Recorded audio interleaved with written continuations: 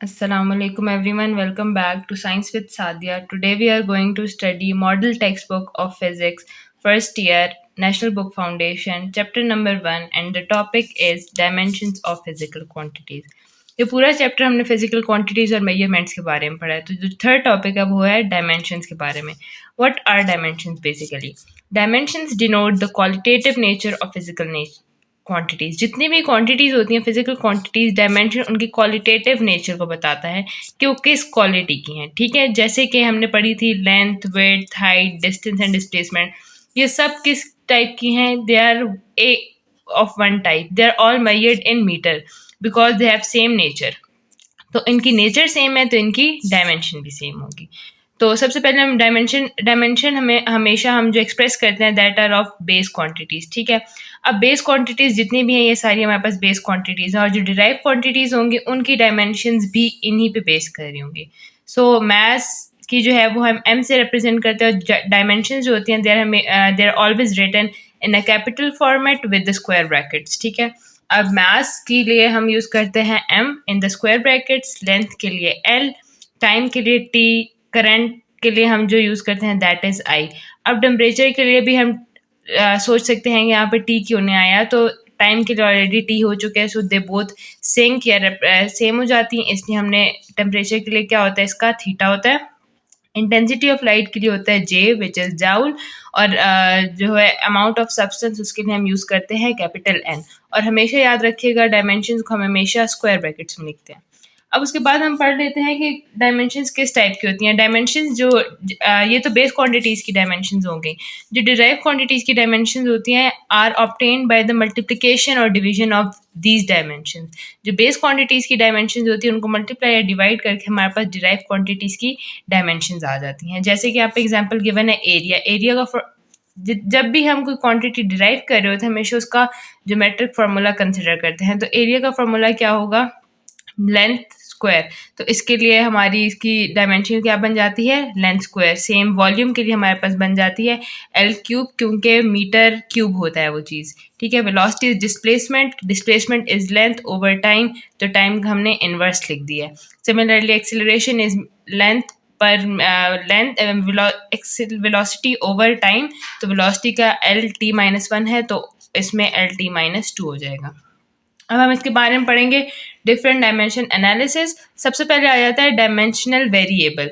सबसे पहले ये पता होना चाहिए कि वेरिएबल का क्या मतलब है।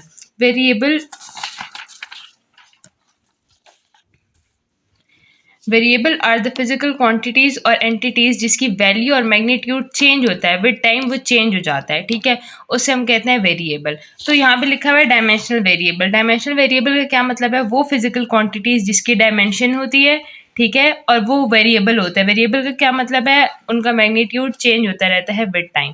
ठीक हो गया। अब सम डायमेंशनल वेरिएबल यहाँ पे हमें एग्जांपल दी हुई है लेंथ की। लेंथ जो है वो क्या है? एक वेरिएबल है, इट चेंजेस विद टाइम, यानी इसकी कोई फिक्स्ड वैल्यू नहीं होती, और इसकी डायमेंशन भी है। जैसे लेंथ की डायमेंशन क्या हो जाती है? L, capital L. ठीक हो गया। इसी तरह वेलोसिटी, एक्सेलरेशन, तो हमने एग्जांपल्स इनकी देख लिए। Length, velocity, acceleration, force, energy, ये जितनी भी हैं दीज आर वेरिएबल्स। क्या मतलब? इनकी वैल्यू कोई फिक्स्ड नहीं होती, चेंज होती रहती है, और इनकी डायमेंशंस भी होती हैं, तो they are called dimensional variable.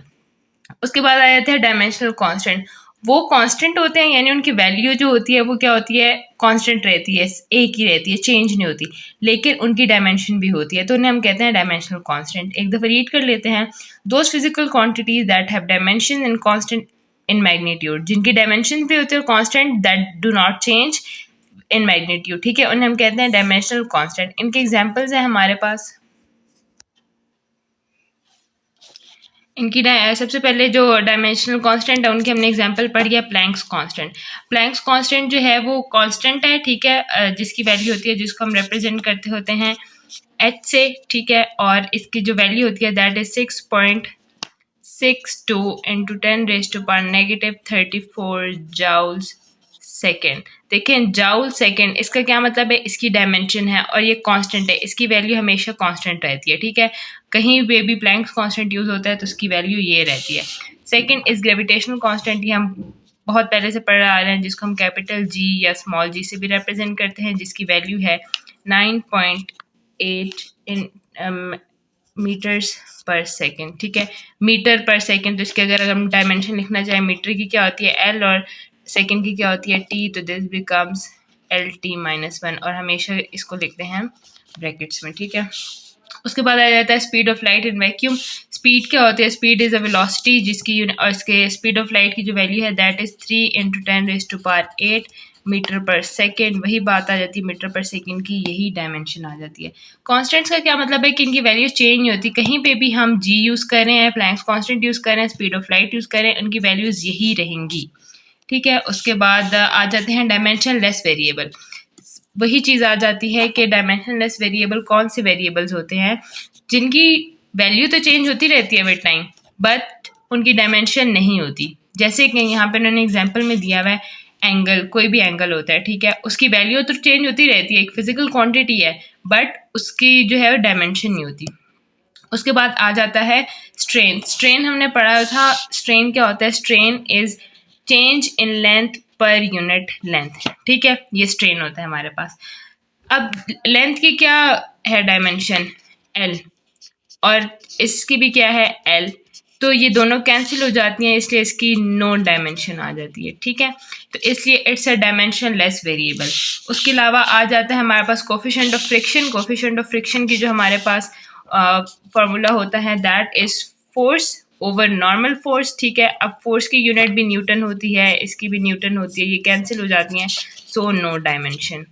सो ये होते वेरिएबल्स है, इनकी टाइम जो है, इनकी वैल्यू जो है वो चेंज होती रहती है, बट इनकी जो डायमेंशन होती है वो नहीं होती। ठीक है, उसके बाद आ जाता है डायमेंशन लेस कांस्टेंट। कांस्टेंट्स वो होते हैं जिनकी वैल्यू नहीं चेंज होती, बार बार बता रही हूँ, और डायमेंशन लेस उनकी कोई डायमेंशन नहीं होती। इसकी एग्जांपल क्या है, सारे नंबर्स 1 to एवरी नंबर जो है कांस्टेंट जितने भी होते हैं वो they are called dimensionless constant.